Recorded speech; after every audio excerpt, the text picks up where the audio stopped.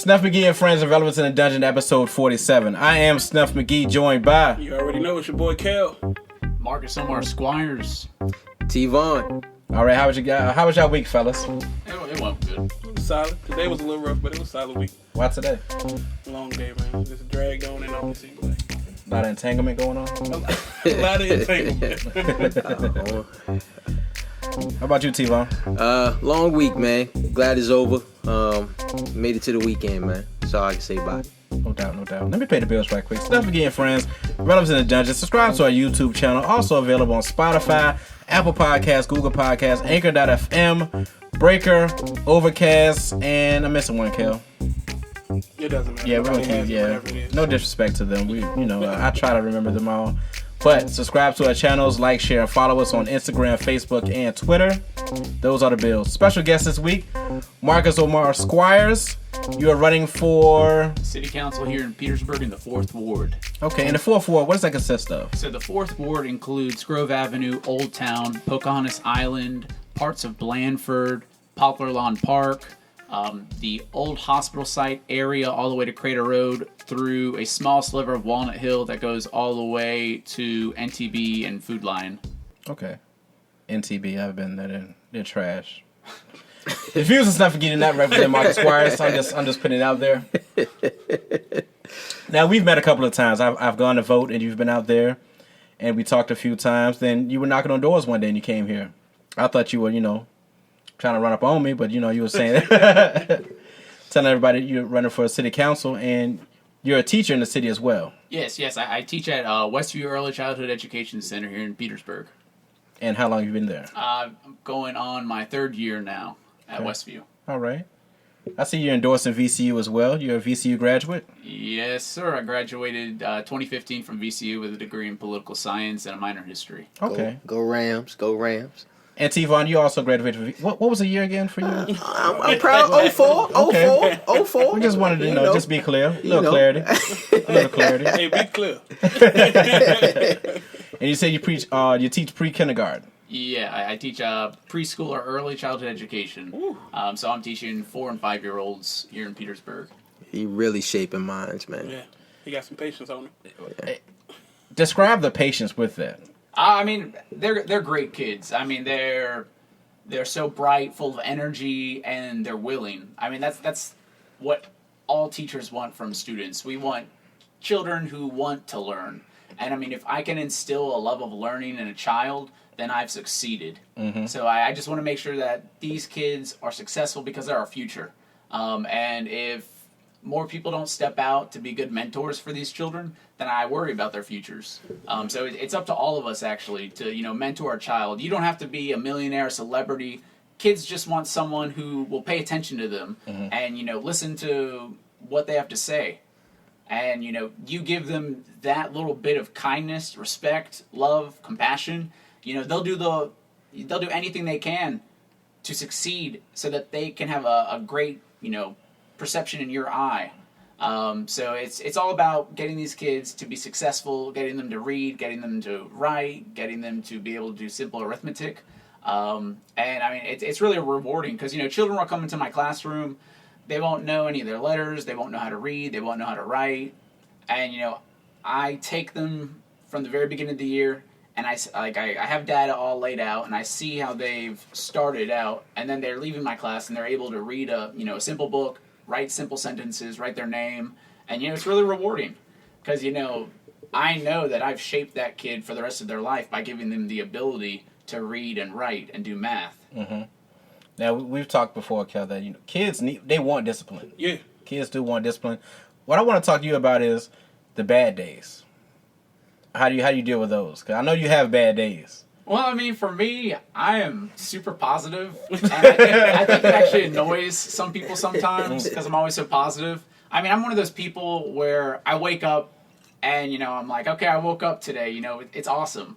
I mean, I may get frustrated at times, but, whenever I do get frustrated, I just have to take a breath and, tell myself, this too shall pass. Mm-hmm. And I realized that, they're kids. One time I was working in Richmond, and I was working in a SPED classroom, and the child, slapped me across the face.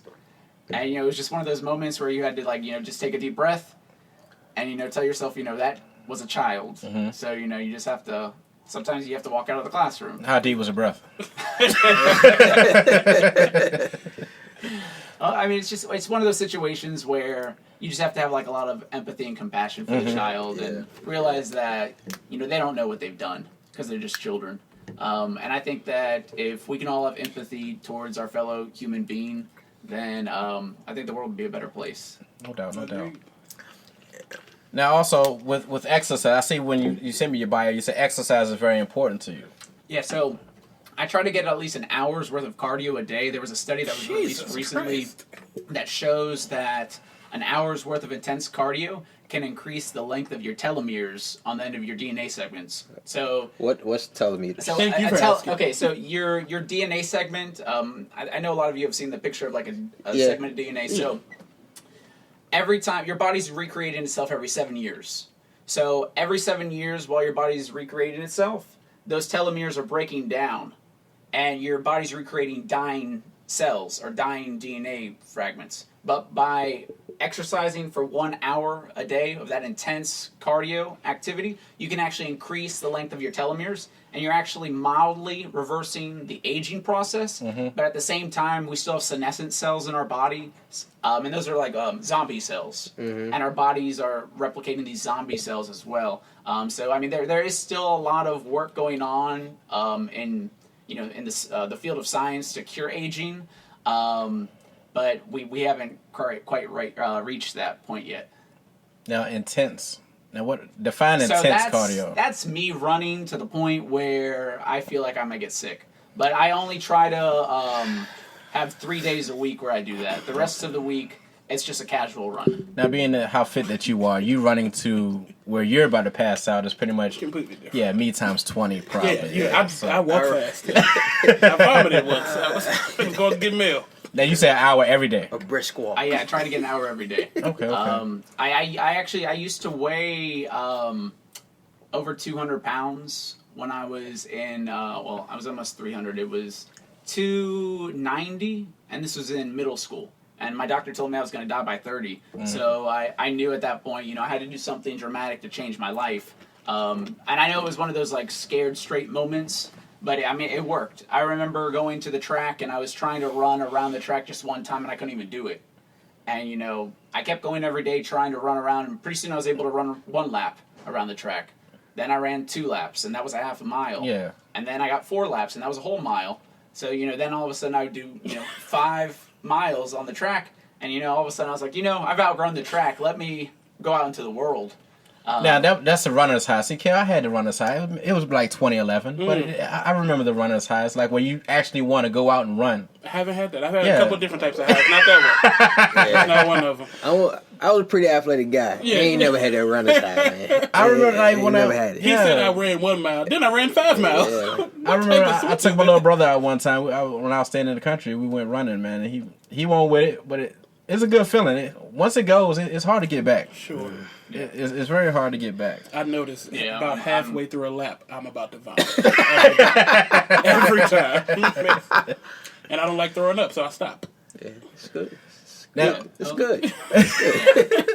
So while you're in Richmond, I guess at VCU, you were involved with community projects? Yeah, so I used to be the president of an NGO, a non-governmental organization at Richmond City Hall. It was the Richmond Sister Cities Commission. We dealt with bringing the world to Richmond and Richmond to the world. I also started a 501c3 nonprofit for the organization through the In Richmond Foundation. I got a grant from Altria. We held a VCU business conference at in the VCU library, as well as at the VCU School of Engineering. We greeted dignitaries from all over the world. I got to meet Lord Watson from Richmond, England. I got to meet the former president of Mali, the governor of Ségou, Mali. Ségou is just a little bit north of Timbuktu in Mali. And we still have a great program in Richmond going with the Virginia Friends of Mali as well. We took part in art competitions, just trying to bring culture around the world and inspire other people to realize that the world is bigger than just their one little village or their one little city. And we just try to expose them to the world.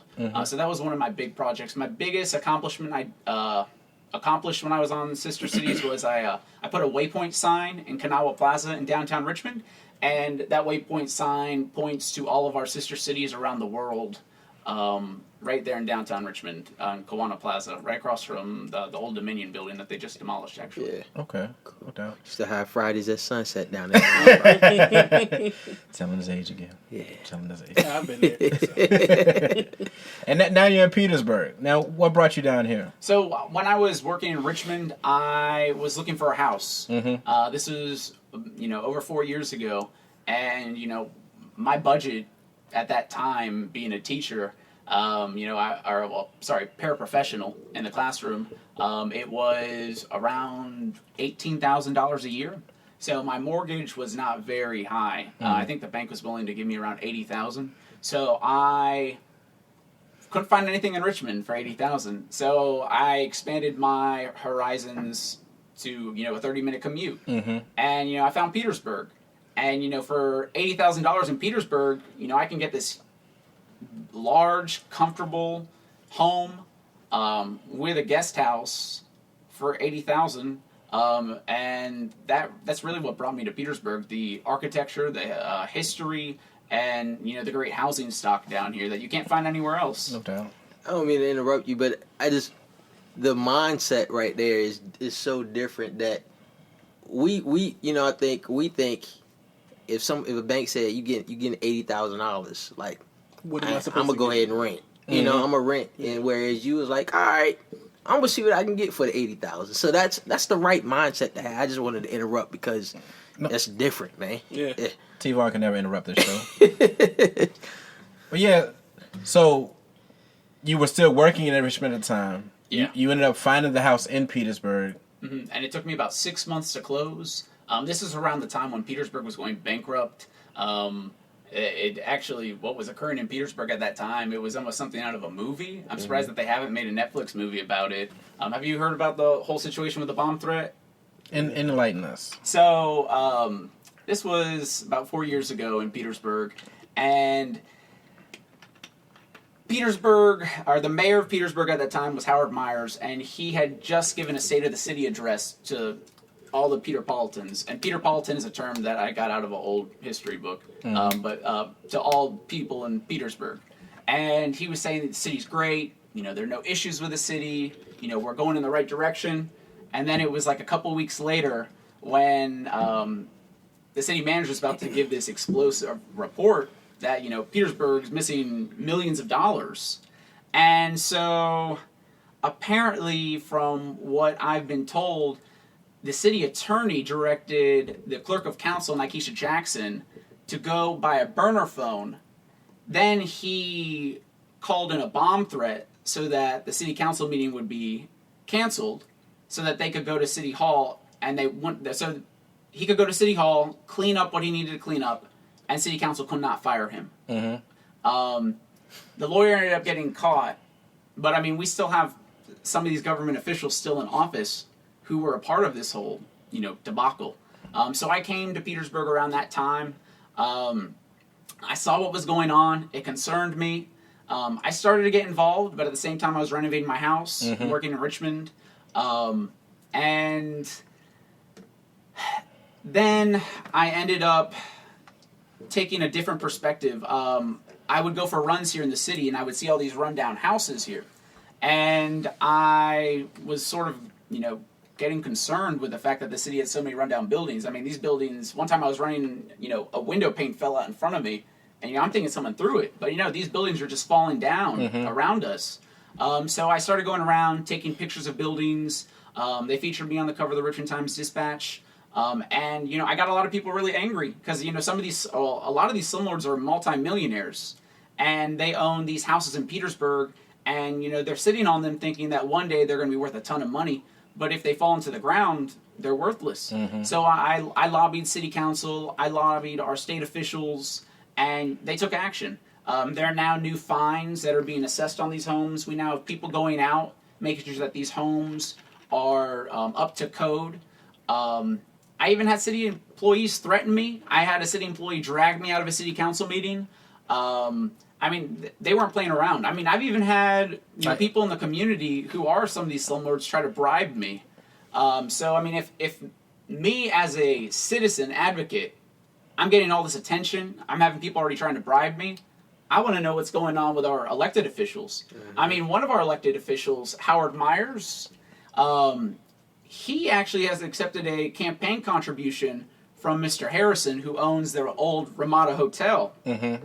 So how are we expected to keep him accountable when he's giving campaign contributions to our elected officials? Mm. We also have another really, really big issue in this city. I'm not sure if a lot of people are aware of it, but we have a landfill that was recently shut down here. The one right there off Puddle Dock Road, West Washington. Yeah, you can see it from Walmart over in Colonial Heights. Yes. Huge landfill. Yes, it's a mountain. Yeah, so I mean, all the citizens, we were sick and tired of smelling trash every day. So we ended up, taking our concerns to the Department of Environmental Quality in Richmond. And they came down, and they found the violations, and they kept finding them, so they shut down the landfill.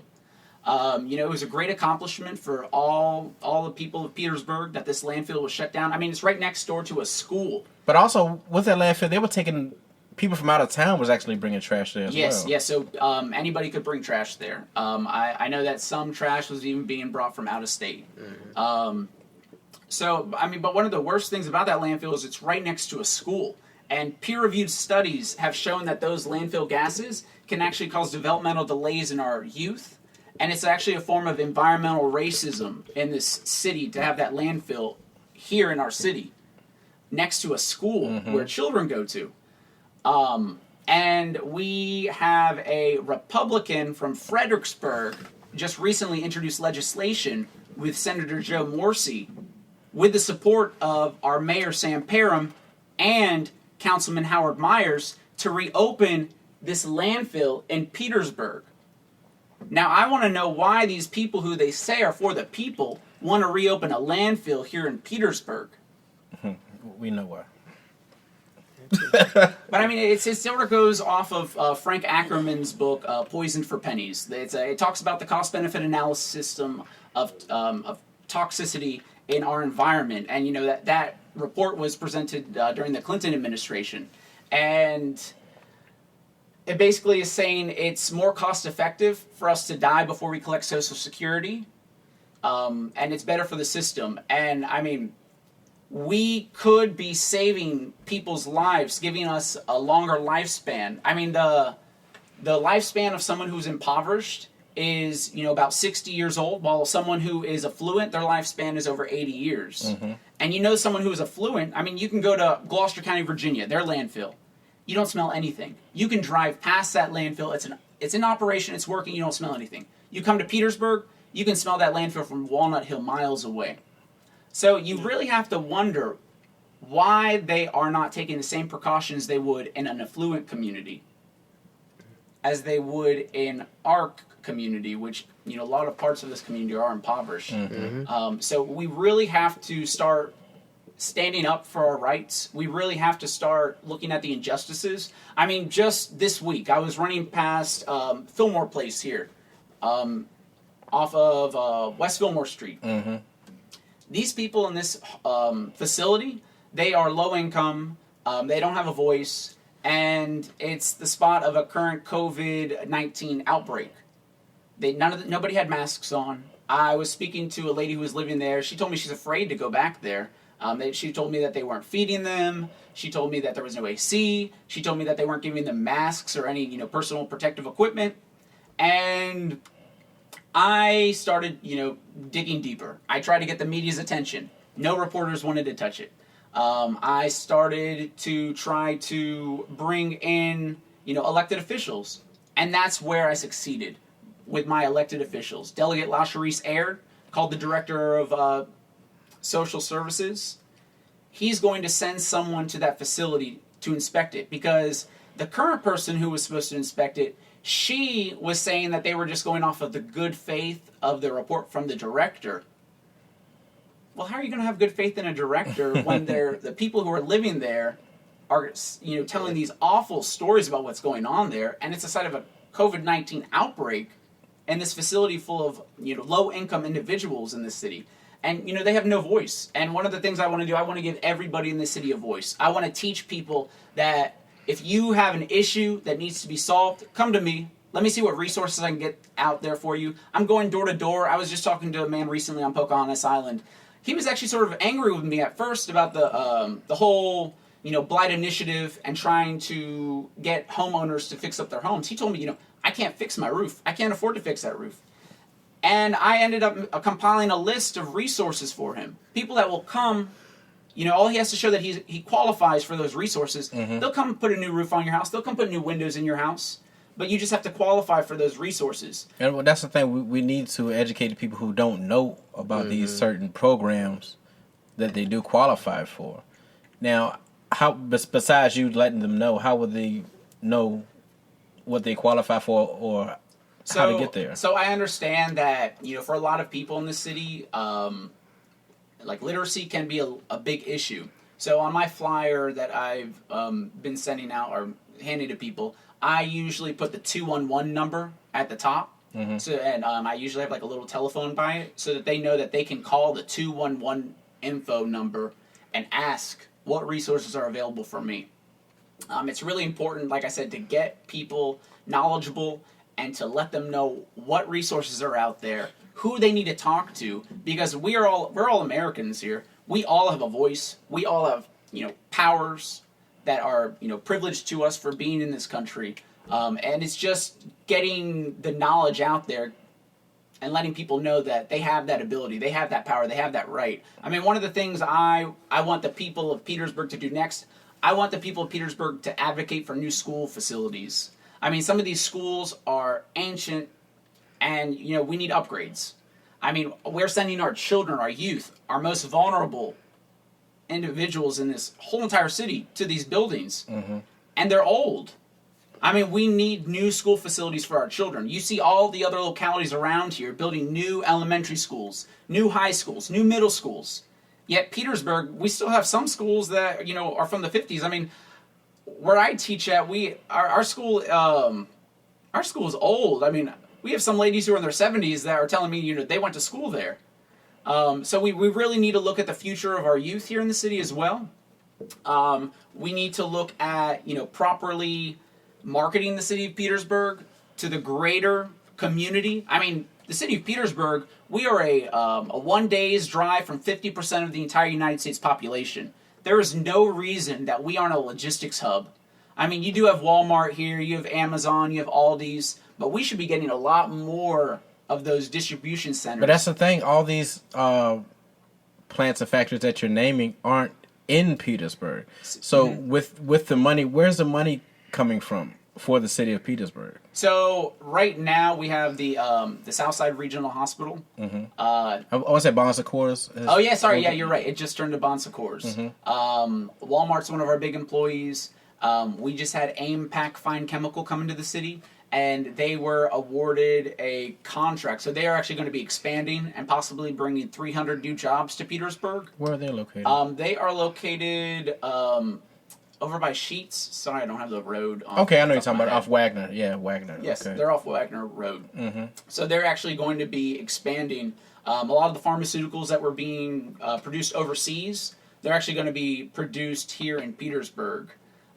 So that's going to be a big industry that's going to be popping up. I know that the school system just had 2 new laboratories put into the high school. So I'm hoping that, we could somehow try to facilitate a pipeline between the schools, the community colleges, and at the same time, we really need to look at reskilling, the entire United States of America. I mean, we have so many trades and, technical positions that are going unfilled. We need electricians. We need mechanics, welders. Yes. Yeah. Now, there is a vocational school within Petersburg, right? So I know that we have a partnership with John Tyler Community College, but I mean, it would be great if we could look at repurposing Peabody for that I mean, this city has so many resources. I swore that the city they had a vocational school. Used to. I know what you're talking about. It's right there on Washington Street. Right there by Pittman. Yeah, by the governor school. But I don't think it's open anymore. I think they. Yeah, I tried to reach out to them because I looked up the Pittman. So there is no technical training for high school students anymore, unless you're doing a dual enrollment program or you're going through one of the community colleges. Okay. So it'd be great if we could really bring something like that to the city again, so that our youth can have that opportunity. Because I know when I was in high school, it wasn't that long ago, Kel. Vaughan. Yeah, when I was in high school, I went to a vocational school and I took up will say I am also running with a cohort of people, a one Petersburg group with Marlo Jones and Patrick Ingram. We feel that we all need to come together and run as a group here in Petersburg because it takes 4 votes on our council to get anything passed and get anything done in this city. So if you vote in 3 new council members, then we will be able to try to lobby another council member to vote with us, and we'll be able to change this city for the good. Now, how many council members are there total? So there's 7 council members in total. Okay. I know we had this conversation like I said, we met when I was going to vote. I talked to you outside. I was like, well, if you have these views and you're trying to do good for the city, but you're just one member of the council, how can you get that through? Like we talk about government all the time. You're like, you have to overthrow. I mean, you have to pretty much bring in a new regime if you really want that change. Because with politics, a lot of people they say they want good, but they get in there. Like you said before, people are getting bribes from certain people, and they're legal bribes. People are allowed to accept campaign contributions. I feel like that's one of the biggest injustices, which is ongoing in our country. Campaign contributions. Because I can come in here and I can say, I'm going to give you $1,000 and, make sure to remember that I gave you that $1,000 for your campaign. And then, let's just, a hypothetical situation with Howard Myers. This isn't real. This is just hypothetical. I'm Chris Harrison. I own the Ramada Hotel. Mr. Myers, I'm going to give you $1,000 for your campaign. Remember that when anything, happens with the Ramada. Well, that goes without saying. Once the money's exchanged, it's like, And it's all public information. Follow the money. You just follow the money. And, shout out Lester Freeman. The Wyatt. Yeah, follow the money, man. Yes. Now, I also wanted to ask you a question. You were helping citizens with difficulties in city bills. I wanted to explain that to me. So, I'm just educating them. But at the same time, we have issues with our billing and collection system in the city. It's very antiquated. People are submitting checks to the city for their water bill, their real estate bill, and then the checks aren't being cashed. But, a lot of people, they don't have a flush bank account. Right. So, they sent that check into the city a month ago. They're thinking, the city must have cashed it by now. And then they go out and, they spend their money. Because, they sent that check in over a month ago, and then the city cashes it, and it bounces. I mean, this is a common occurrence in the city. We have an antiquated system. We have people who are saying that their checks haven't been cashed for months. I mean, if I go and I submit a check or a payment to you as a vendor, I'm expecting you to process that. I mean, this month, you live here in Petersburg. We didn't get our water bill for last month. I mean, it just came this month. I mean, so as a city that is operating a business, how can you say that you're a sound business when you can't even get the bills out on time? You can't even cash or process the bills and checks which are being given to you. I mean, this system needs to be upgraded. The Robert Bob Group, which the state sent in for technical support, well, we almost went bankrupt. The Robert Bob Group said that we needed to upgrade our technical systems here in the city of Petersburg for billing and collections, and we had to have $1 million reserve fund for that. The city manager went along and took that $1 million reserve from my observations, took that $1 million reserve, and she made a rainy day account, or a rainy day fund. I mean, and we can't forget what happened with Petersburg when we almost went bankrupt. I mean, Terry McAuliffe's administration didn't want to save us, but now you have these more affluent localities losing all this tax base from commercial and other retail industries not, generating a lot of tax revenue. And, all of a sudden the CARES Act gets passed, and all these other localities across the entire United States essentially get bailed out, but not Petersburg. I mean, who do we have to please to get the Commonwealth of Virginia to come down here and help fix this mess? because some of these richer, more affluent localities, they're able, at the, they just snap, like, Loudoun County, Alexandria, and, the governor's up there, the governor's staff's up there, and they're trying to bring in businesses, they're trying to help with economic development. I mean, Amazon, they went into an affluent community. Why couldn't they have come to a community like Petersburg, a community that's suffering, a community that needs to be uplifted? Yet our government subsidized them to go to a very affluent community. Why is Petersburg always getting left behind? Now, are they reaching out to these companies and corporations to bring business to the city? So we have a new economic development director, Mr. Carthen Kern. He is supposed to be doing that. But as a citizen and other citizens, we have little to no oversight of, the day-to-day operations of the city government. And those things which are supposed to be made public for the citizens to know about, we don't know about. The city doesn't post the minutes. They don't post the agendas. Some of the times the city doesn't even let us know that meetings are going on. It sometimes takes us to hunt down these individuals. And I know in Richmond we had a government ops committee via council, and it would provide oversight to all the different commissions, boards, and authorities, and make sure that all the positions were filled. We have another we have a CDBG grant fund that we get each year in the city, and those grants go towards rebuilding our city. And we're supposed to have citizens on that board to help delegate where those funds go to. Mm-hmm. We don't have any citizens on that board. All their terms have expired, and it's essentially the city manager and her staff deciding where they want those funds to go. I mean, we have more CDBG grant funding that was given through the CARES Act. We still don't have citizen input on that. I mean, there's not a lot of oversight in this city, and I think that's the way they want to keep it. And I'm fighting to provide transparency. I want to bring people in. I want people to come to the table, and I want them to take a stand in Petersburg. Because as tax-paying citizens, we all have a right, and it is not a privilege, it's a right to have access to those documents and to have a transparent government. Now, with you going door to door, talking to the citizens, talking about what you're running for, what you want to do, how's the feedback been from the citizens? So the citizens have been accepting. But a lot of them, their biggest concern would have to be with the bills. I mean, they're telling me that, their water bill is outrageous. It keeps going up and up and up every year. They keep telling me that, they'll submit a payment and their check won't be cashed for months. They are telling me that they're not happy with the way that the city is handling, just simple city, tasks. Mow the grass, pick up the trash, clean the gutters, make sure that, the bills are being processed. Make sure that, the city is looking out for you and your community. I had a question with that, not to cut you off. Yeah. You do remember, I want to say it was last year, maybe earlier this year, and Brother Antonio, I want to say Antonio Robinson.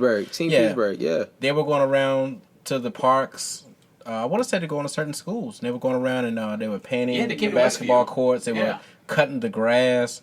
My question to you is, the city has a Parks and Rec, right?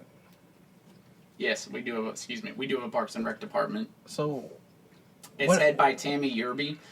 Those funds have been dramatically slashed. We currently have a. We currently have a $1 million executive this is what council calls them their all-star team. I mean, we have executive assistants making around $80,000 a year. A lot of those funds which used to go to Parks and Rec are now going to upper management in City Hall. And if we have this so-called all-star team, I would like to see more progress in this city. I mean, we have this all-star team, yet we can't get our bills out. We can't get our bills processed. Money's going missing at City Hall. I mean, you had the city call the police on the treasurer when he knew that petty cash was going missing because he was going to inspect the petty cash. I mean, there's a lot. I mean, we have a perpetual fund at Blandford. It was $500,000, and the city used it all. We have grants that aren't being applied for. I mean, we have this all-star team. Why aren't they stepping up? I mean, why are they taking funds from Parks and Rec, and they aren't even able to, properly do their job to the fullest extent? Mm-hmm. I mean, they're keeping the city afloat, but, if they're an all-star team, I would expect more from them. Now, it sounds like you're ruffling the feathers, man. You're trying to get things done. With that being said, how do they look at you? Like, when you go to the city council meetings, or now you're saying that with COVID-19, they're all virtual. Well, I mean, I used to walk into city council meetings, and a city employee would come up to me, and she would tell me, "You better not speak today. They're gonna, they could shoot you." And then I'd come another time, "You better not speak today. They might burn your house down." And she just kept telling me this over and over and over again until one day I got fed up. I was like, you know what? Every time I come in here, you tell me someone's gonna shoot me, someone's gonna burn my house down. So let's go talk to a cop. I want to know who they are. Mm-hmm. Who are they? My assistant, her son was murdered just recently this year in the city, and I went to city council to speak out against what happened, and I was calling for justice. When I walked out of that city council meeting, the chief of police and his men were all there surrounding me, telling me not to talk about the police. Wow. So I mean, we live in a city where if you do try to speak out, if you do try to be an advocate, there'll be a lot of bark. But I haven't experienced any bite yet. Yeah. So for anybody else out there who wants to speak up, realize, there's going to be a lot of bark, but, there tends to not be bite. I love the passion. Yeah, I do, man. And I really do. As somebody who, I grew up until I was about second grade or third grade, moved out to the county, man. But the city, we just have not seen the city progress, man. It's gotten worse. It's regressed.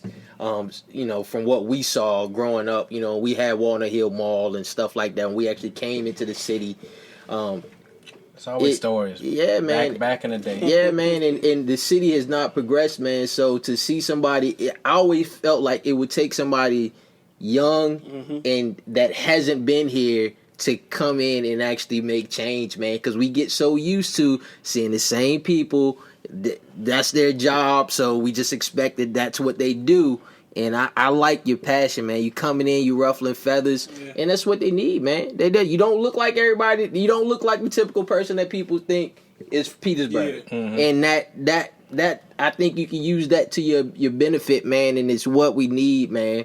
I don't care what people look like. If they trying to make change and trying to do something positive, I support them, man. And everything you've talked about thus far of things that I've observed, and you have solutions in place that you want to do to make those changes, and that's what I'm for. Yeah. People that have solutions. Because a lot of people talk, but they don't have solutions. Yeah. They can point out things that are wrong, but they don't have solutions. I mean, you have solutions, man. So I love it, man. We talked when we were out there when I was voting. We talked just the basic thing, the Ramada. How that's just the eyesore of the city. And I was saying with the bridge, how they put the red arches there, but now with the building, I mean, their building is just falling apart. It's sad. It's boarded. It's sad, man. And when you get off 85, that's the first. That's the first thing you see. Yeah. I mean, they talked about for years they were supposed to be doing something with the building. Nothing's getting done. They had this big project where they was going to put shops around that. Yeah. Nothing's coming to fruition. Nothing's going on right now. You haven't heard anything? So just the other day there was a meeting with the economic development team. They were meeting with Chris Harrison's associate to talk about what's going to happen with the Ramada. So, it was going to be a Cambria hotel. The latest thing I've heard is that now it's going to be, apartments or condos or something like that. But personally, I don't trust the guy. And at the same time, I think that it's very suspicious that he's donated to council members. And these are the same council members who have the ability, and the city has the money in the rainy day fund to purchase the Ramada. I mean, the mayor was on public record recently saying that there are a lot of people that want to buy the Ramada and they want to redevelop it or they want to tear it down, but we're not going to take it back. Why not bring these developers to the table, have them put $750,000 down, buy the Ramada back from Harrison? You already have that $750,000 from these so-called developers that want to buy the Ramada. Then take the $750,000, put it back into the city's cash reserves, give that Ramada to this developer who apparently has the money, and have them redevelop it or demolish it. Mm-hmm. I mean, we have to look at practical solutions, because if we continue to wait and wait, That's all we're going to do. Yeah. I mean, it's sort of like what happened over 15 years ago with Rosalind Dance in this city. I mean, you're talking about the Walnut Hill Mall. I mean, she thought that she was, the golden goose.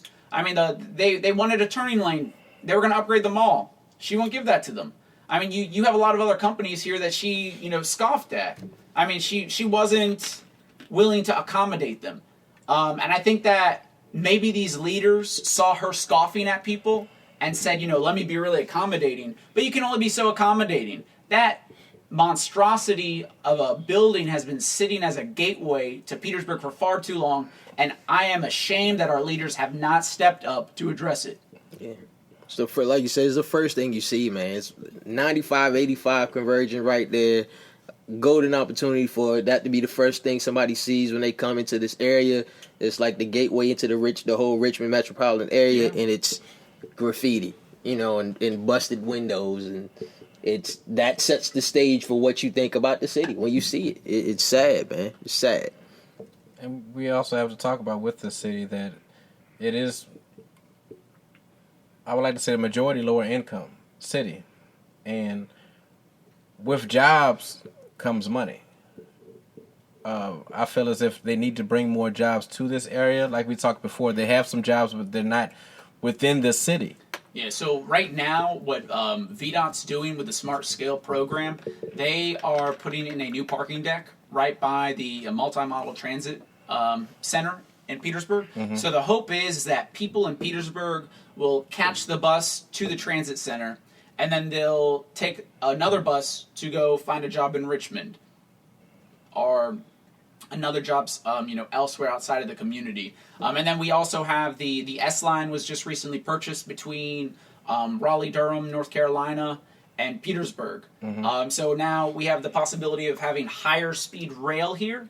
The only line that is stopping, the Carolinas and Petersburg from being connected to D.C., Boston, New York area, it's just a small line between Petersburg and Richmond. Once that gets into fruition, we're going to have higher speed rail, along the East Coast right here. And Petersburg is going to be one of the stopping points. Well, it's actually going to be technically in Ettrick, but it's still going to be right on the side of, Petersburg. You saw the Amtrak station out there now. Yes. It's not built pretty much for high speed. Well, no, they're just trying to, and it's technically going to be higher speed rail. It's not going to be like what they have in Europe or Japan. It's going to be higher speed rail. Mm-hmm. So people will be able to commute from Petersburg to D.C. So you're going to have someone in D.C. that could possibly be making, $1 million, have to commute every 2 days between Richmond or Petersburg. Mm-hmm. Not only from Petersburg to D.C., but you could work in Raleigh in the research triangle down there and have a great job there and commute back to Petersburg. Yeah, we got one of these beautiful houses over here. It's probably about the same distance. It is. Yeah. So, I mean, we have a lot of potential here in Petersburg. And like I said, it's just us marketing that potential properly. And getting those people who are looking for jobs, allowing them to see the potential, in Petersburg and outside of Petersburg. And having them see the potential that you can have a great quality of life here in Petersburg and still work outside of Petersburg and come back to Petersburg and, help your community out when you prosper. Don't forget where you came from. Yeah. No doubt. Like I said, I knew you, like, our conversations were dope. I knew that you really wanted change to come to the city. I invited you a while ago. I know we were touching bases, but glad that you're here. Before we leave this segment, I want to talk about real estate with you, man. You were talking about how you came to the city and you found the real estate. How's the market looking down here? It's exploding from what I've observed in the last month. I mean, you have these really low interest rates right now. Houses in our neighborhood right here in Walnut Hill, they've been on the market for, not even a month. They're selling at, in the 200s. You have Poplar Lawn Park. Houses over there have only been on the market for hours. I mean, the real estate's really kicking off in Petersburg, and I hope that everybody watching this is, taking notes, because now's the time to buy in Petersburg. I don't foresee Petersburg property prices going down in the future. I mean, unless we do have, like, a huge market collapse, but I don't see that happening. Even with COVID-19, people are still buying homes. People still want to be homeowners. People are realizing that it is more cost effective to have a home. And just a little backstory about how I purchased homes. You know, I'm a teacher. You know, we don't make a lot of money, but I was able to buy a house here in Walnut Hill for $80,000. I fixed it up. I had a lot of equity in the house. I went to my bank. I got a line of credit on the house. I was able to buy another house in Petersburg, and the monthly payment on that line of credit is $100. And then I'm able to rent that house out at a surplus. And all I'm stuck with is a $100 bill at the end of the month while I'm making money. So I'm using the bank to make money for me. Mm-hmm. I'm not letting the bank make money off of me.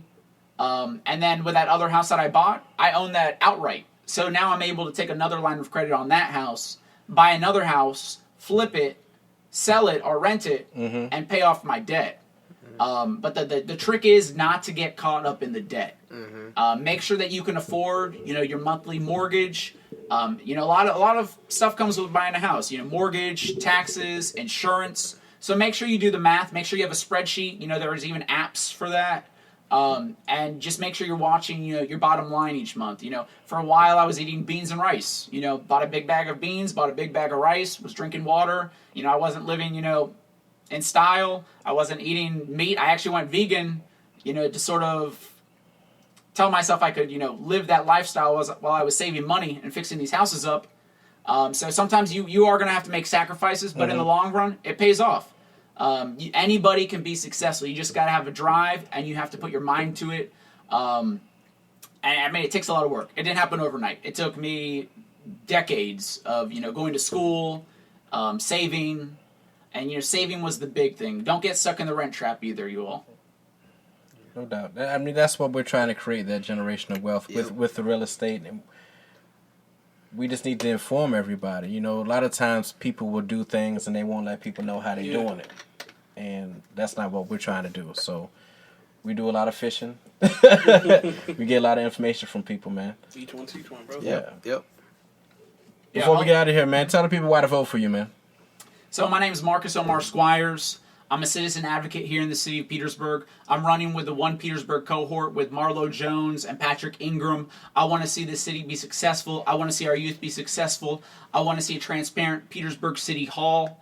I want this city to be prosperous. I want economic development here in the city. I want to bring jobs to the city. Our city assets. We have millions of dollars in buildings the city owns, which are falling apart. I want to see those either sold, renovated. There are government grants out there. There are investors out there who want these buildings. Why aren't we marketing them properly? Why aren't we bringing the world to Petersburg?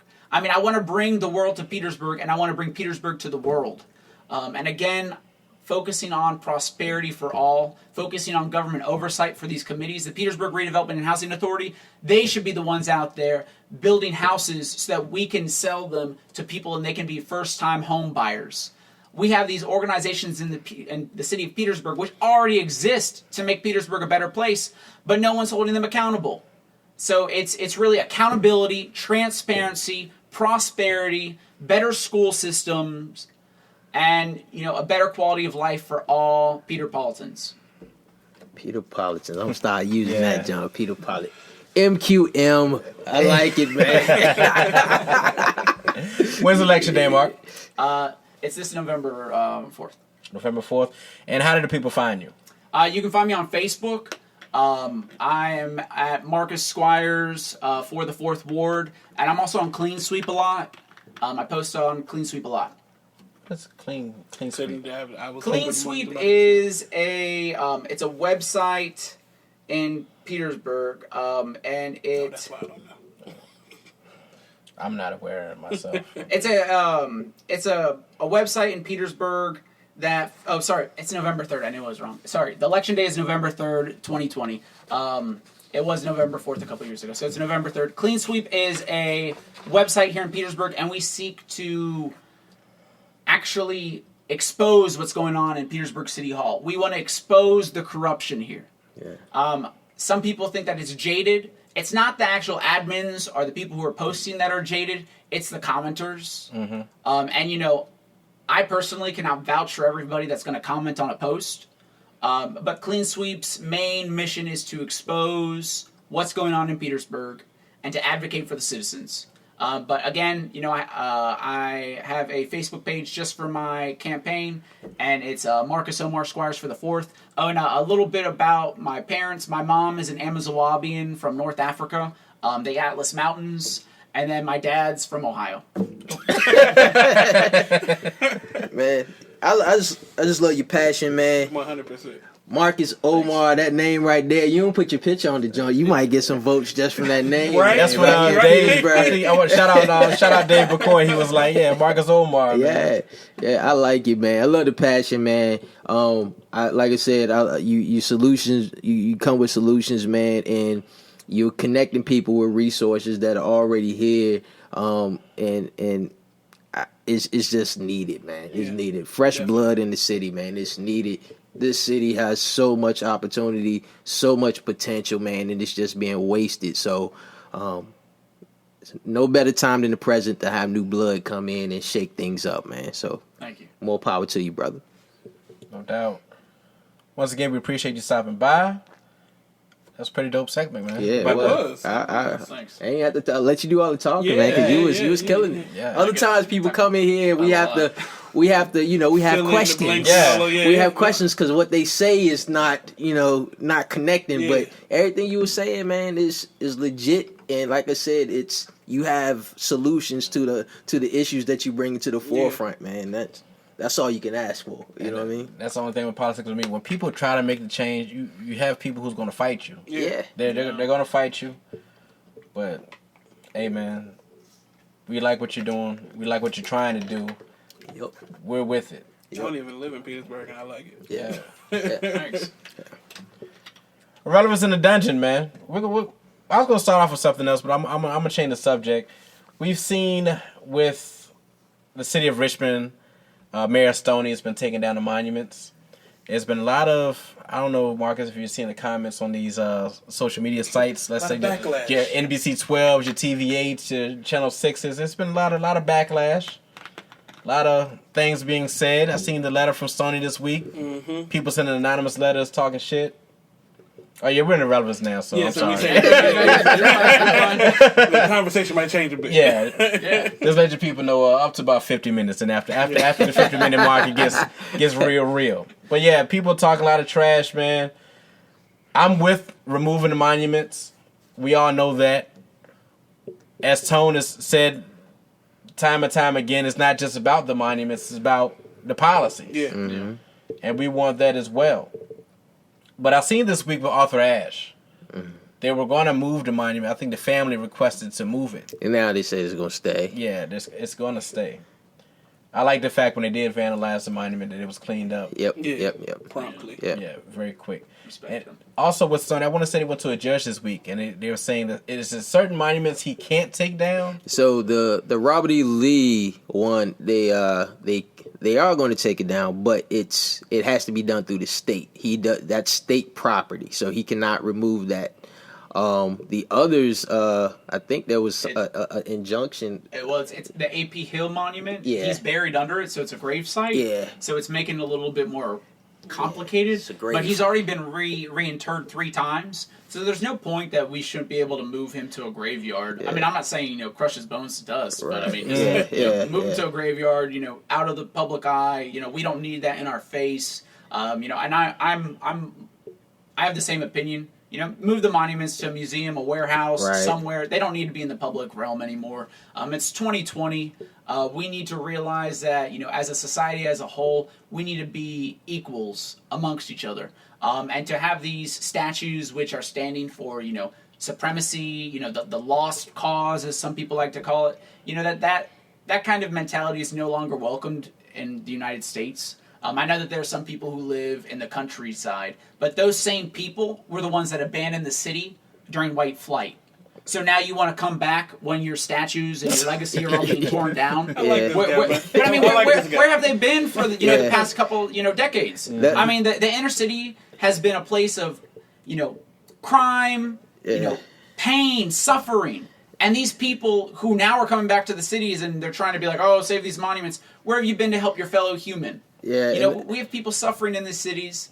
Take down the monuments and start, rebuilding Richmond. Start rebuilding, Healing. Virginia. Healing. Yeah. Healing would be the word. I don't understand why they're fighting it so hard. I don't get it either, man. And there has been times I haven't agreed with Stoney. Even with when the whole riot and protesting started, he was nowhere to be seen. He showed up after the fact. But I do agree with him removing the monuments. I think he's catching a lot of flack for it. It is also it's an election year as well. Mm-hmm. So. Yeah. Well, I mean, I know that the one thing that the judge said that I was reading the Richmond Times-Dispatch, his question for Stoney is, why were you telling these officers to stand down during, like, the parts of the rioting where they were, like destroying black businesses, destroying all businesses? I mean, did they light a house on fire that had a family in it? I heard about that. I mean, I don't advocate for, death and murder, Right. or, destroying, people's property who they worked really hard for. But, get the monuments out of there. I mean, we've come to an age where we need to be more enlightened. We need to be more progressive. And these statues are holding the city of Richmond back. Yeah. I hate the fact with the rioting and the protesting that, they single out the people who aren't really for The cause. Yeah. They're not really for the cause. Some people just like mayhem. Yep. Yeah. Yep. And they're out there for that. Yep.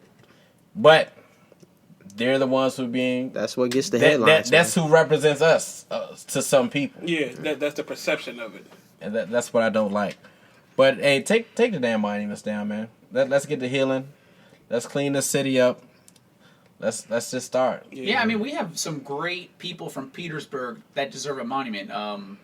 Mr. Jenkins, I mean, from Petersburg, founded the nation of Liberia. Mm-hmm. I mean, founded a nation from Petersburg. Mm-hmm. And he's a Virginian. Why not put him on Monument Avenue? The founder of Liberia. I mean, we have some great Virginians that we could celebrate. I mean, a lot of people don't know this, but Richmond was where the eugenics movement started. Mm-hmm. And that was the movement that inspired Hitler. I mean, Richmond is a really dark place. And we need to heal. We need to take these monuments down. We need reconciliation. And as a state as a whole, we need to come to a point where we want to show that we're progressive. We want to keep those racist ideologies in the past. Yeah. Yeah. And I understand that for one, I want the monuments to come down. But also, I feel weird with people acting like racism, they didn't know it existed until this situation had just started. Well, so many people live in a bubble. Yeah. I mean, honestly, you have so many parasocial relations, and a parasocial relationship is a relationship that you build with a sports team, a celebrity, an icon. You put a lot of time, emotion into this relationship, but that person doesn't know you from Adam, like Adam and Eve. And you should be putting time into your community and your fellow neighbor. And a lot of these people are living in this bubble where they are so caught up in what's going on TV, what's going on with their sports team, that they aren't realizing how their fellow human beings are suffering. I mean, just like this week, when I discovered that Fillmore place here in Petersburg, I mean, these people are suffering. They are on the, edge of being homeless, and this is the only place they have to live. And they think, this is it. I have to live here, or I'm going to be homeless. And the government's paying these people $5,000 a month per person. Someone is raking in a huge paycheck. And it's just us not paying attention to our neighbors in our community because we're so caught up in this bubble of television and internet and social media that we aren't seeing the people suffering in our community. I mean, we have a lot of homeless people in this community as well. And we don't see that because we're in a bubble. So until we can get people to get out of their bubble of, television and, these parasocial relationships, our fellow humans are still going to suffer. So we just have to advocate for them. Yeah, and it's very simplistic to me that the whole monument issue. Like I said, I've always said, I'm more about the policy, but if these statues represent to a whole race of people oppression, white supremacy, a whole race. It's not some of us. Yeah. It's overwhelmingly 95, 30 like, million. Over 30 million. Like as a whole, our whole race see them that way. Why should they be up? Like I don't understand. It's amazing to me that you think, well, you're snowflakes. Why do you just because you're offended? It's not just me. It's all black people for the most part have a problem with it. Yeah. And this is supposed to rep like Richmond, the capital of the Confederacy. That's what you want us to be known for. And that honestly makes no sense in this country. Like, we literally, especially here, we are praising people who tried to leave this country. Like, you say you're such an advocate for this country. You love this country so much, but your biggest gripe is that we're taking down statues of people who tried to leave this country. I think I figured it out. And once again, the views of Snuff Magee are Snuff Magee and Snuff Magee only. And but, probably mine, too. Yeah, but the monuments represent supremacy. Yeah. And they don't want to admit it. But to take down the monuments means that they're not the elite. And that's all it is, man. It's all rooted in fear. It's all. We know they're traitors. We know they fought against America. Yeah. But at the same time, they still put the statues up. Yeah, and if you ask, and the ones, and their favorite thing is, well, you can't erase history. Okay, well, let's dig into the history. If you dig into the history, you'll see why they were put up when they were put up. Mm-hmm. And when you get there, then they don't want to have the argument anymore. They want us to say, oh, well, I didn't own slaves, or we weren't slaves. He was nice to slaves. Yeah. Really? He didn't really want slaves. He had them, but he really didn't. He fought to keep them, Yeah. but he didn't really want them. You know. All right. I don't know. Take them down, man. Yeah. Speaking of America, this week, rapper, fashion artist, icon. producer Kanye West. No, her name's Gospel. Kanye West is running for president of the United States 2020. I thought it was too late. It is. He can't legally run for president. Yeah, he said he's running, man, but he ain't filed no paperwork whatsoever. Yeah. So he's trying to get in on a write-in campaign, and what we are all, like, as Democrats, well, at least I can say I'm a Democrat, so are y'all Democrats too? I'm not. Yeah, okay. that was as an Democrats, assumption I guess, right there. Sorry. So for me, as a Democrat, what a lot of people are worried about is that since Kanye is a Trump fan, Mm-hmm. he's going to try to take votes from Biden. So instead of someone going to the polls and voting for Biden, they're going to write in Kanye. Mm-hmm. And I think that is something that people need to be cognizant of. Yep. Because it's sort of like a game of smoke and mirrors, and I think that people really need to start standing behind Biden. We need to start, well, at least for me, I don't want Trump to be reelected, but we need to start standing behind Biden because he is the candidate right now.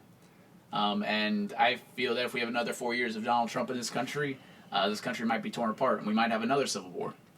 People are very, very unhappy with the way that Trump has been managing this country. So we really need to keep that at the back of our minds when we think about these parasocial relationships, or Kanye West, an idol, who is trying to take his fan base and basically take all their votes. And then he even has his wife, who is another idol or parasocial relationship, Kardashian. I mean, he can grab all those votes. So, I mean, you got millions of people that are being taken out of the equation now, and they're going to write his name in. And all of a sudden, Biden, he may not have enough votes because we have celebrities. And I think Paris Hilton said she was running too. So, I mean, you have all these idols or these parasocial relationships, these celebrities who are trying to, Trump opened the floodgates, man. Yeah. He opened the floodgates. Now everybody believes they can do it. You know how I feel about that. I don't believe in lesser of two evils. I'm not going to say I'm a Biden fan, but a lot of the people who are saying anybody but Trump, I don't like that. So what I would tell you, man, we've had this discussion as well, is it's not just a vote for Biden, man. It's a vote for Supreme Court justice. Because, Ruth Bader Ginsburg is old. She probably, she keep getting, like, every couple months you hear about something else, like she in the hospital for this. She's surviving, but to think that she may last another 4 years, we might not, we're likely to have to replace her, man. So those type of things we need to think about, man. Like the Supreme Court justices, how they're going to redistrict when it comes to the House, to the House of Representatives and making those districts and stuff. Like local elections, vote, but also at the national level, know that the next 4 years are very important because you have a lot of justices that could possibly retire. And I don't want Trump to be the person to replace them. I'd much rather it be a Democrat, because you're gonna have I would much rather have a liberal court as opposed to a conservative court that could overturn stuff like, Roe versus Wade, man. Yeah. Which is, I think women should have the right to choose. So that's how I'm thinking of it. Yes, I have issues with Biden, but I'm not so much thinking of it as the lesser of two evils. I'm thinking of the long game here. Mm-hmm. And this Supreme Court thing is a generational thing, man. It's not just 4 years. Yeah. You're a small subset, though. Huh? You're a small subset of people who have that knowledge, though. And I think that's where the problem lies for people like me and Snuff, man. Like, you have people, like, I could point to you and say, okay, well, why anybody but Trump? Or why Biden? And you can give me those well-thought-out, fantastic reasons.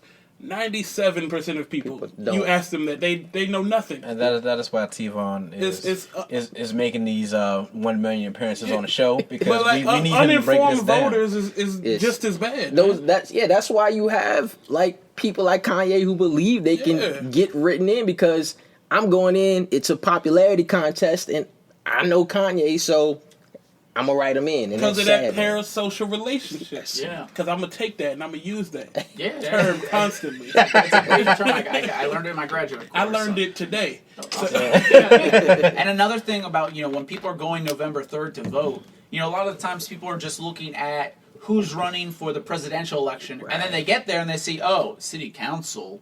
What city council?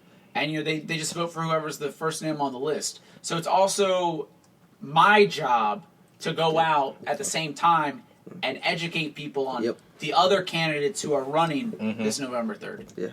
Yeah, definitely. And I think people, like, we really have to, like you said, get people out there, educate them, man, and let them know that every vote does matter, particularly at the local level, man. That's where you see the change. That's where you get people like my man here that are really going to have a difference on your day-to-day work. On your day-to-day life, man, because they're affecting change at the city level, at the county level, at the school board level. That's where your vote really matters. And while you're there, go ahead and vote for Biden as well. Well, like you said, we need the people out there. We need you to explain what's going on. We need to say what you're going to do. A lot of people just, hey man, you see my name every time. Just go ahead. And, that's who we always vote for. Donald McKeachin.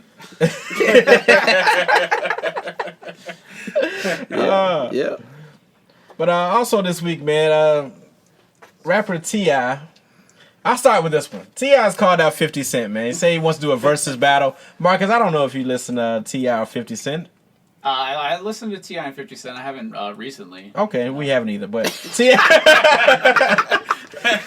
T.I.'s called out 50 Cent, man. He wants to do a versus battle. With IG, they've been going head-to-head with the battles or whatnot. And T.I. said his catalog's better. He said he got a strong 20. It is better. I don't even think honestly, I know people are going to dispute me on it. I don't even think it's a goddamn question. Get Rich or Die Trying, one of the greatest albums of all time. After that, Boo Boo. I will, for the most part, agree with that.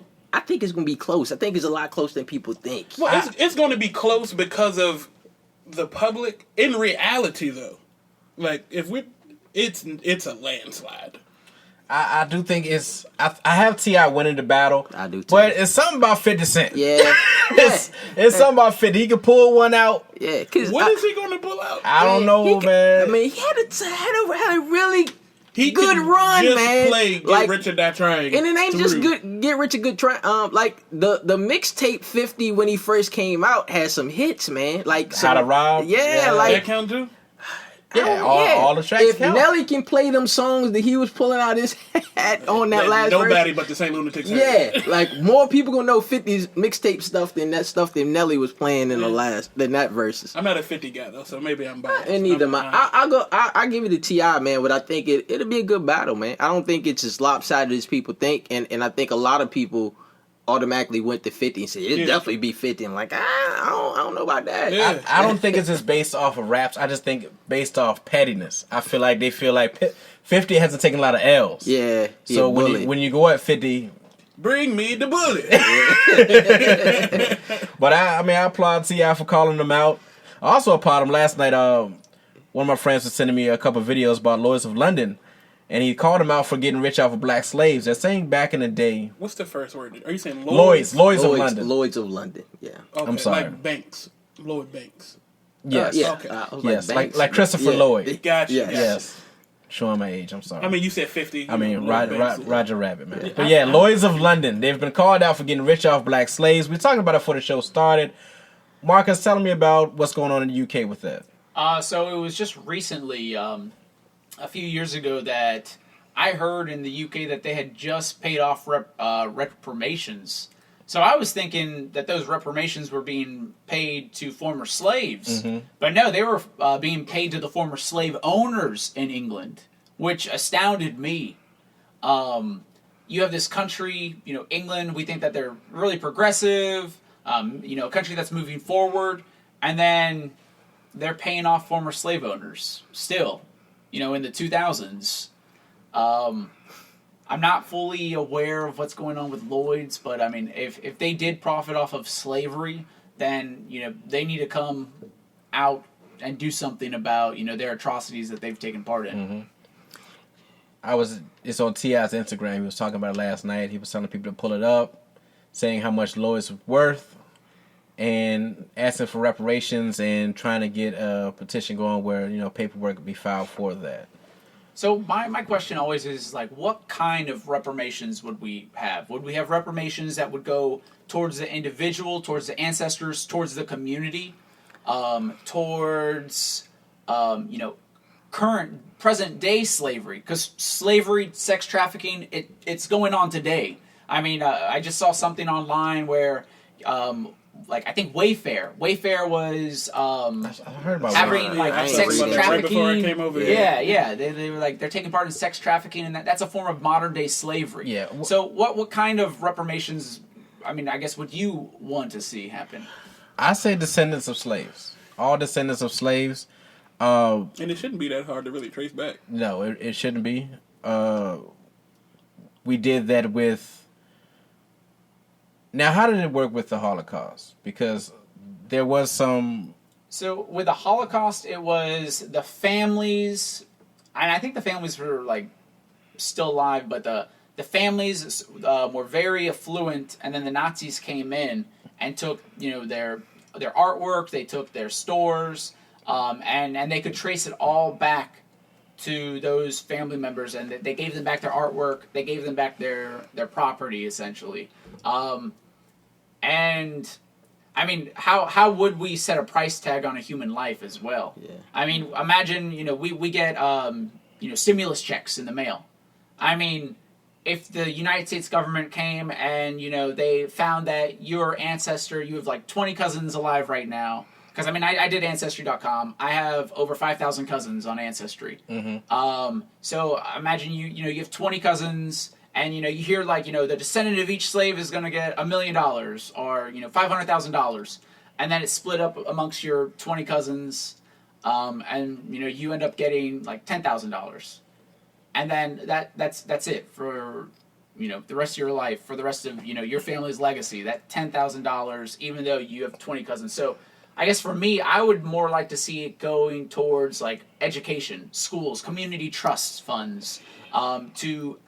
imagine if your family, you have those 20 cousins, imagine if they started a trust fund for your family so that you have free college education, that you have free health care, or you have, this fund that supports your family's health care, supports your family's education, supports your family's, housing. You want to go buy a house. Your ancestor was a slave, and this is how the reparations fund, the reparations trust fund is set up. Let me ask you this. If we could go on Ancestry.com and trace back our family, we could also trace back generational wealth. We could trace back everybody who was benefited off of slavery to this date, just like what T.I. just did with Lloyds of London. Yeah. So my family, we were a New York family and an Ohio Valley family, so we didn't have any slaves, but we did have great wealth at one time. But then the stock market crashed, and we lost it all. But then at the same time when the stock market crashed, you had families like the Kennedys, which overnight, became super rich. So I think that might be a little bit of a slippery slope because you could have had this family that was like super rich. I thought Kennedy's was that prohibition that it was running. It was running booze. Yeah, running booze in Canada wouldn't. Yeah, my thing with something when the stock market crashed, they went up. My thing with reparations, man, is I like where you're going. African Americans, black people have missed out on. It's the generational wealth thing. Even you can go back. I was watching a documentary a couple weeks ago on, when we had the big GI Bill and they were building the Levittown and this, and they set it up so that they had clauses in there that says you cannot sell these homes to black people. State mandate. Yeah, state mandate. So we had, these generations where you had white families that were able to buy real estate, build equity, sell it, and then pass that on to, pay for their kids' educations or buy another home and so forth. So I would much rather than us just getting a check and cutting it to every family saying here, because we'll burn it up. Yeah. A lot of people would burn it up.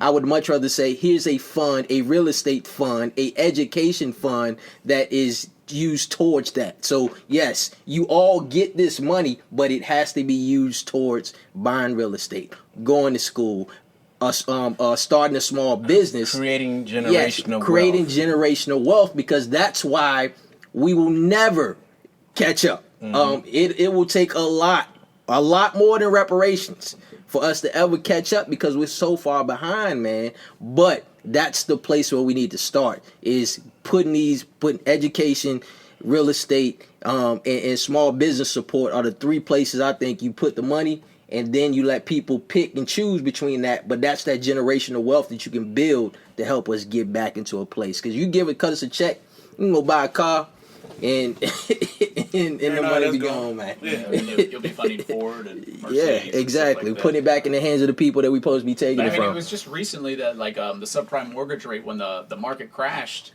you had a majority of African American wealth vanish overnight. These banks were giving these minorities these subprime mortgages, and all of a sudden all the mortgages at the same time were hitting that payment, and people couldn't pay them, and you had entire generations, a large percentage of the African American community lost their homes, lost their generational wealth. Yeah, that's like that. What's that bullshit? That adjustable rate mortgage. Them arms, man. Them arms, man. Yeah, you paying $1,100 this month, but 3 years of the rate can go up now. It's $1,600, $2,000. Now you can't afford it, man. Yeah, it's definitely a talk we need to have, man. Good conversation. I like that. Yeah. I'll take the check though. I ain't gonna spend mine on the time. You know what I'm saying? Me and Kel, we may contribute to the Smith and Wesson fund a little bit. Other than you already know. Yeah. Other than that, we're gonna create a generational I'm gonna buy wealth. Owls now. Support black business. I'm gonna buy that Owls. Yeah, shout out Owls, man. Owls been booming, man. I've been watching. Yeah, I've been watching the post. Shit. But yeah, it's a good conversation for us to have, man. Education is the most important part. It is, man. Because with money, you need that. Yep. It comes and goes, man. Like athletes. Yeah. And of late, I've had a string of deaths in the family, man. Like lost two uncles and an aunt in 3 months, plus a cousin. And so the sad thing is man, that when that generational wealth conversation comes up, man, oftentimes in black families, man, you're struggling when you get to the funeral to pay for it, man. Oftentimes people don't have life insurance, that type of thing. And the one thing that I'm trying to set myself up is that, and that my dad has been great at, is that my dad does, move on or whatever. He set himself up so that it'll be the first generation where he actually passes something down. And that's what I'm trying to get. My dad passed something down to me. I want to be able to pass something down to my kids, man. And that's what it should be all about. That's what I'm building towards, man. And that's what every black family should be building towards. But you can't, if you don't have the equity, you don't have the money to do it, man. And it's so sad. And I've seen it of late, man, where it's, you trying to, you see people putting up GoFundMes to pay for the funerals and stuff, man. So I'm telling people out there listening now, man, get your house in order, man. Ask your grandma and grandpa where those papers are.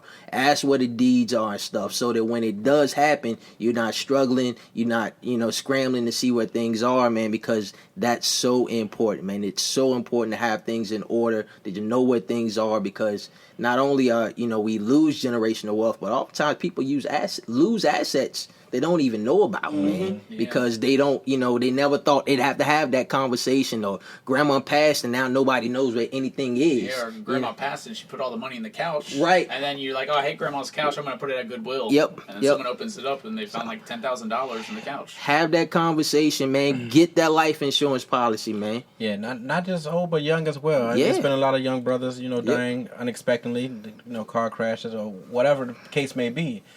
We got to have life insurance, man. Yep. Yeah.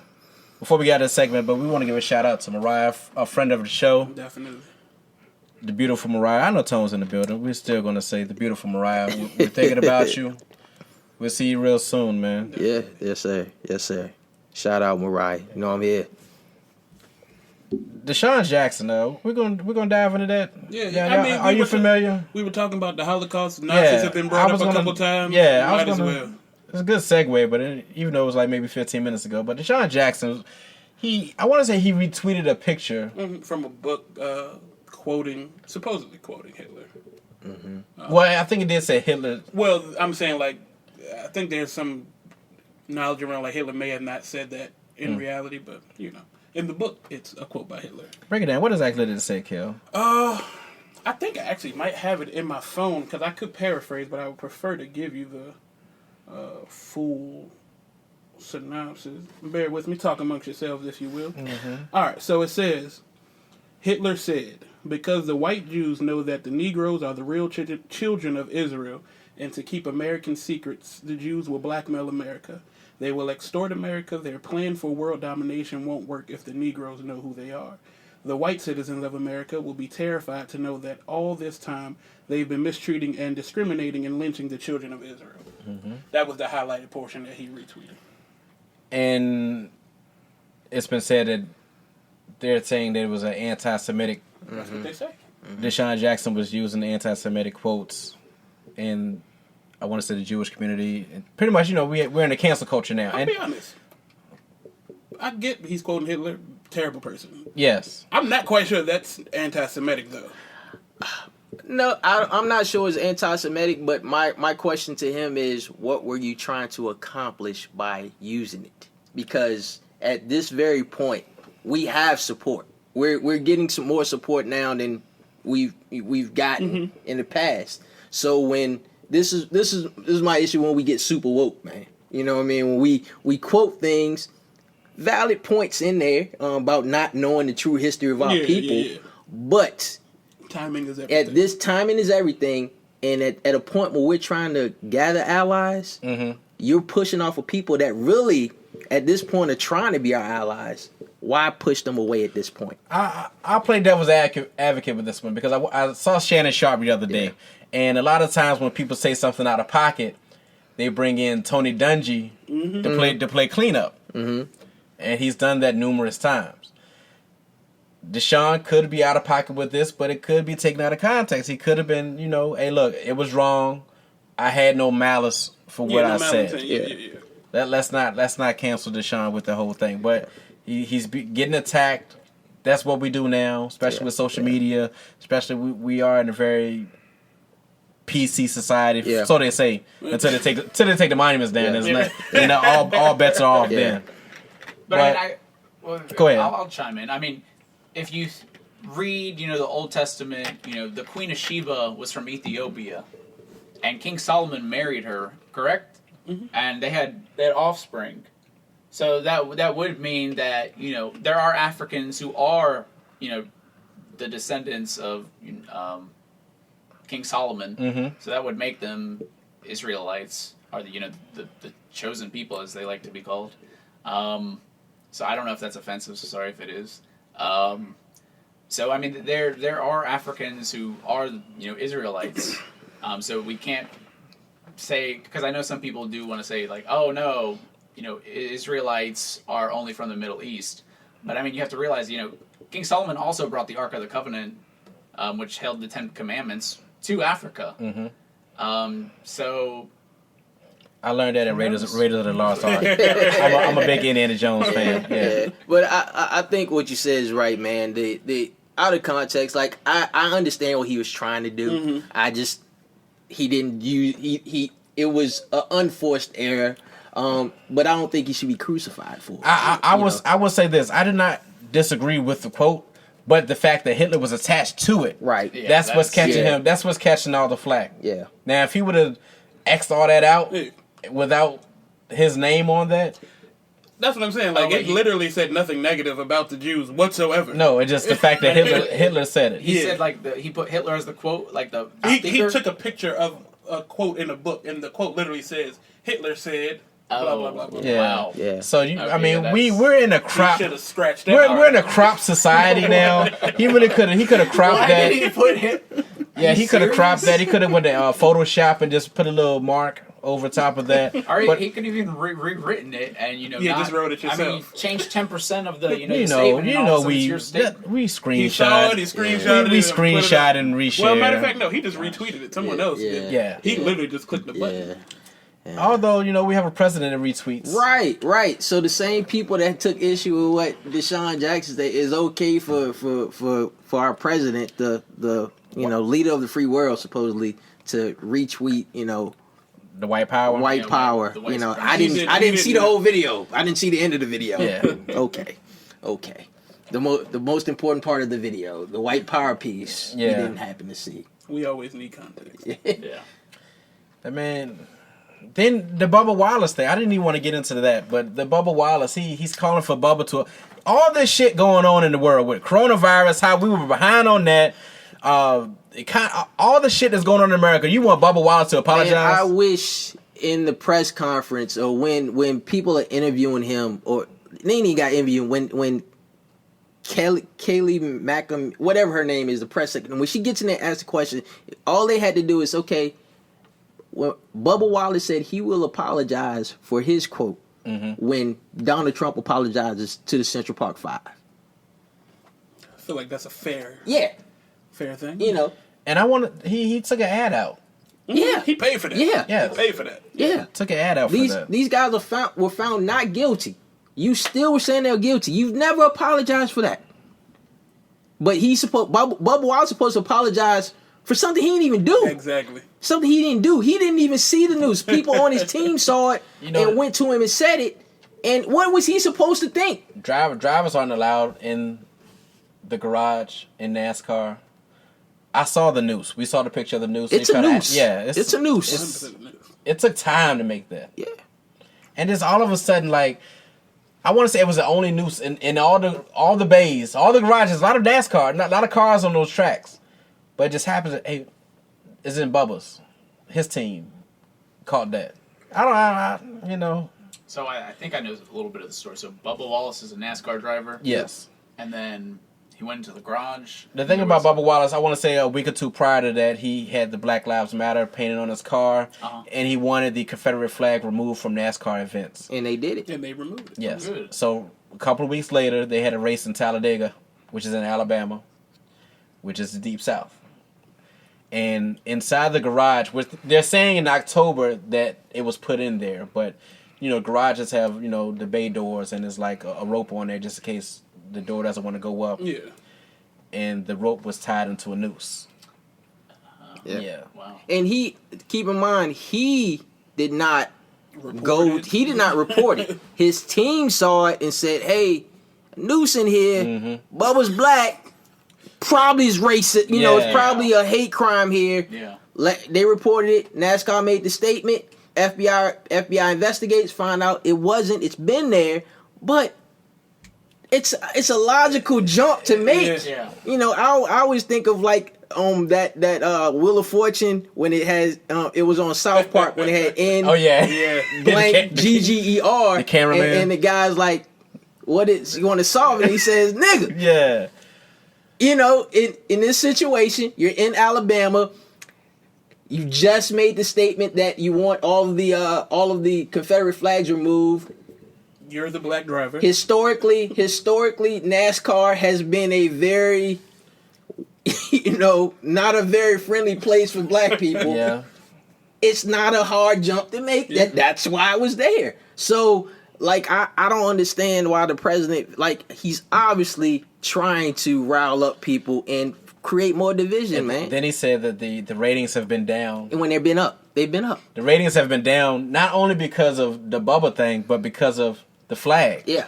He mentioned the flag. Yeah. Really? The Confederate flag. I haven't been following that. Yeah, we'll show you the tweet after the show, man. Yeah. But this is real shit, man. Sometimes he's so out of pocket. It's like this got to be fake. This ain't really his. I haven't been following that story. You've been out doing work. Yeah. Well, his ass You out there, you taking care, trying to take care of knocking Petersburg, on doors man. and stuff. Yeah. Yeah. Sad, man. That's 45, man. Yeah. Before we get out of here, man, I'm trying to lighten up a little bit. Let's talk about Red Table Talk, man. We August Alsina a couple weeks ago was talking about, him and Jada had something going on, which everybody didn't believe. I believe But, it. a lot of people didn't believe it, but I believed it. And Jada says she's going to bring herself to the table. Yeah. Now, a lot of people are saying, that's their business. Why we all involved in this, and that. Well, Jada brings other people to the table. She's involved in other people's business. I'm sorry, Marcus trying to, No. I think he's an August Alsina fan. But she brought herself to the table with Will Smith, Willie from Philly. And she admitted that it was an entanglement. Entanglement. That's the new that word gonna get some play now. Oh yeah. Trying to get entangled. Yeah. But they said that they were separated. They pretty much was done. Yeah, Will said I was done with your ass. That's Yeah. exactly what he said too. Yeah. I mean, Will still saw. I mean, at the end of the day, he's a man. Yeah. And now he has to talk about another man, even if they weren't together. I mean, Yeah. They still together. Yeah. They got back together. Which, why I'm saying August was out of pocket for the whole thing anyway. Like, even if somebody asks you about it, you don't have to speak on it. yeah. Hey man. August don't know how to act. He forgot rule number 1. You never fall in love with another man's wife. Hey man. That's She threw that grown woman on him. Yeah, He ain't that's know how what to it act, was, man. And the boy's in his feelings. He ain't never had nothing. Yeah. So like what that. Jada did he have? Did he have the low down dirty shame Jada, or was it the set it off Jada? It must have been set it off. I think the woo. He had the woo. He had the woo. Yeah, He had the woo that Jada. was a woo Jada that he yeah, had. the woo Jay. Yeah. Yeah. My thing is, man, they like it, I love it, man. Like if that's their relationship, they could get past it, then so be it. Like that's on them. Will was looking a little. He was a hurt, but if they want to put I up didn't that watch front it. that they good with it, they've talked about it and gotten past it. And for years we've known that their relationship is different, man. There's an open relationship, so It's different, but it was private. Yeah. It was always Yeah, assumptions, but exactly. now it's out Yeah, there. yeah. So I give it 3 months. Well, no, you remember they say, they not husband and wife. They're life partners. They life partners. Yeah. That's when I knew that they were both screwing other people. Oh, I like that, Kel. Kel was clean, Kel. Clean, Kel. No doubt, man. Irrelevance in the dungeon. Shout outs, Kel. Man, shout out to everybody on this panel today. Shout out to this brother right here, Marcus Omar Squires. I really admire your passion, brother. You, as T-Von has reiterated multiple times, like, man, you got solutions for the problems. I tip my hat to you. Yep. Thank you. Shout outs, Marcus. Shout out to the public school teachers who are, putting a lot of effort, time, and commitment into their students. And a shout out to all those in Petersburg who are trying to make Petersburg a better place. Shout out to Tresca Wilson Smith for handing out protective equipment to the individuals at Fillmore Place, and shout out to Delegate LaCherice Aird for ensuring that the state is going to go into Fillmore Place and actually investigate what is going on in that facility. No doubt. Good stuff, man. T-Von. Shout out to I always say my wife and kids, man, but special shout out, man, to my Aunt Barbara Jean that passed away this past week, man. Was our my co-host on Yes We Articulate, Mariah. That's her mom. It was my aunt, man, and she was our biggest fan. She watched every show, made sure she commented on every post, bought every product that we put out there, man, and just what you want from an aunt, man. Just always supportive, a part of that village that raised me, man, and definitely going to be missed. But the way that we, honor her is by making sure that we do things that that made her proud, which was us having this platform, putting out positivity into the world and trying to change the world for the better. So we'll continue to do that. We'll honor her legacy with that. And every show from now on that I'm on, I'm going to shout her out. And I know she's looking down on us, proud, smiling, and definitely commenting in the Facebook comments on what we're doing up there in heaven, man. So, Baba Jean, I love you. Keep looking down on us, and thank you for everything you did when you was on this earth, because the world definitely lost a good person, but heaven gained an angel. No doubt, man. Good stuff. Once again, I want to thank you, Kel. Appreciate you stopping by, man. I know this was last minutes. T. Vaughan, he's used to me calling him at the last minute. I appreciate you coming through. Marcus, once again, long time coming, man. Yeah, happy to be here. First of many. Yes. First of many. You want to come back before the election, man? Yeah, no doubt. No, I'd be happy. No doubt, man. Come and talk about some issues in Petersburg and how we could solve them. When is the next council meeting? Did you know the next council meeting is July 21st, I believe, and it's going to be virtually. If you check the City of Petersburg's Facebook page, they usually will put the Zoom link up before the council meeting occurs. Okay. So they are virtually now, so anybody can, go into the Zoom meeting room and they can watch the council meeting, and they can also use the Zoom raise your hand feature during the public information periods and speak out, against what's being proposed. But usually the agendas for those meetings will not be posted until, a couple of days before the meetings, which sometimes makes it hard for citizen advocates to get out there and educate the public and research, yes. Okay. I will be checking that next one out. Once again, thank you for coming. Very informative. Thank you for having me. Election day coming soon, man. We need change. Yep. We need change. We need to progress in this city.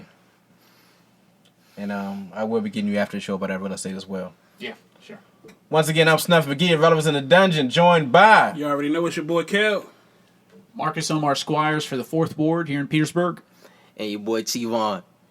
No doubt, 47, we out. Peace. Peace. Peace. You've been listening to Snuff Magee and Friends. Irrelevance in the Dungeon.